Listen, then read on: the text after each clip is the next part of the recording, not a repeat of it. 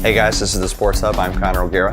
We are unofficially past the midway point of the high school basketball season, and as usual, we have a lot to get to today. We have a Coach's Corner interview with Kearney Catholic girls coach Rick Petri. We have a topic of discussion that I want to get to about the Minden and Kearney Catholic girls who showed up this week and last week in the all-class girls basketball rankings. And then we have a Sports Hub call of the week with Elwood and the Arapahoe boys. Before we get to any of that, it's 3 stars. And this is a kid that's showed up repeatedly in this program for football and basketball, and that's Hunter Quinn of Southern Valley. He had a 21-point game, 10 rebounds in a 40-33 victory against Holdridge.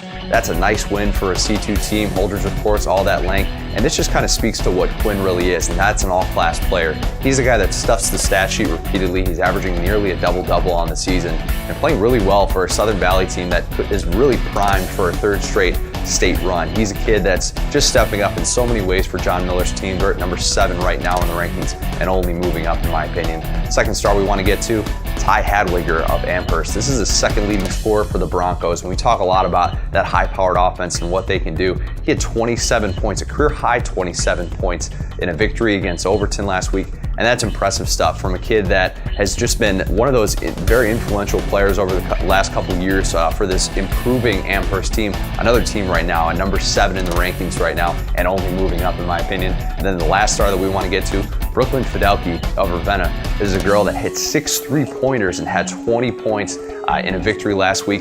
This is a freshman. This is a Ravenna team that only has 1 senior on it, and they need big-time performances like that.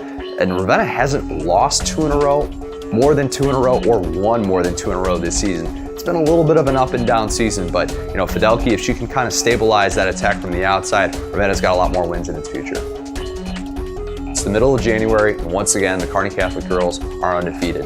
Really nice start to the season. I got to catch up with Kearney Catholic girls coach Rick Petri. He told me what's been the key to their undefeated start. Well, I think the nice thing that we have is we have a great deal of balance, and we have a great deal of depth on our team, and I think those 2 things have really contributed to our success. We don't have somebody that's scoring 15 and 20 points a game, but we have 7 or 8 kids that are scoring between 7 and 10 points a game. So the balance is great. It's hard for other teams to focus on one particular player. Well, I think number 1, our press has done a great job this year. We've adapted to what the other team's trying to do, and we have some kids that really anticipate where the ball's going, and we have some guards that are going to put pressure on the other team, and we're able to trap in so many different ways. I think that's a big key for us. Oh, I think it's a really tough test, and they've had the fortune of having a great schedule, and they've already played some tough teams, and so they know what to expect. And hopefully, as we get down to the end of this week and we get focused on St. Cecilia, that we'll ramp up a little bit our practice and be prepared for Saturday. Well, I think, you have to play good defense, but still you have to be able to score the basketball. And offensively, what are you going to do against the good teams? What are the extra things that you might do? Can you make the extra pass? Are you willing to make the extra passes and be a good teammate? I think if we can do some of those things, then eventually we'll reach our goals. In case you missed it, Kearney Catholic and Minden girls are once again in the top 10 all-class rankings for girls basketball. Omaha World Herald writer Mike Patterson put them in there, and this is I think a topic of discussion maybe throughout the state, and I want to present the pros and cons maybe to making a statement like that, which really this is what that is, considering you look, these are the cons of this situation are the fact that Kearney Catholic and Minden have not played those Class A teams, obviously. Minden's best opponent this year is a really good Holdridge team. That's a Class B team. And then Kearney Catholic's best opponent this year has been number 4 Norfolk Catholic.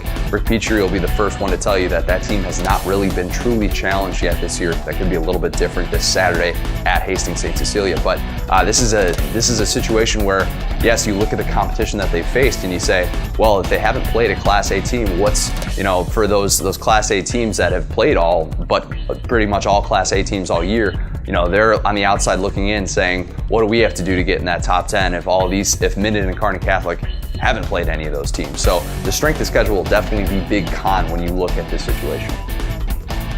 All right, the strength of schedule is the big negative, obviously, for ranking Kearney Catholic and Minden in the all-class rankings, but the big thing that I look at with the pro, and the reason that you would put them in the all-class rankings, what would Class A teams do against Class B and Class C1 and C2 competition? Well, they'd probably be beating them by a lot of points.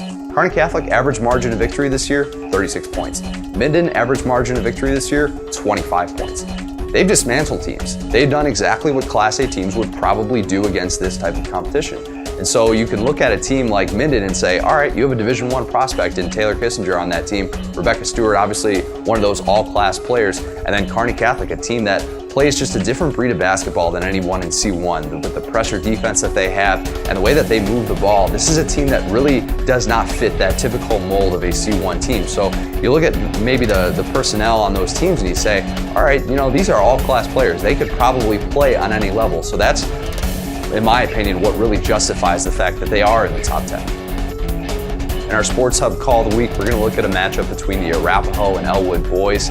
I've gotten 2 in a row wrong after having a really good start to the year. I hope you're not keeping track because it has not been a good couple weeks for me, but hopefully I'll get this one right. I think that with a team like Elwood that really likes to push the tempo, we talk about the playmakers that they have between Hackbart and Smith, and Werger, obviously, and kids that can just flat out score. And that's really what Elwood likes to do. They're not necessarily a deep team, but a very talented team up front. And I think against a team like Arapahoe that's going to try and slow them down, I think Elwood is still able to kind of impose their will in a game like this. Obviously you look at the different classes and stuff like that, but I just think Elwood has good talent, better than maybe a lot of Class D2 teams. I think this is a game that Elwood's still able to run up the scoreboard a little bit and have one of those higher scoring games. So I think Elwood's able to win this one 65-56.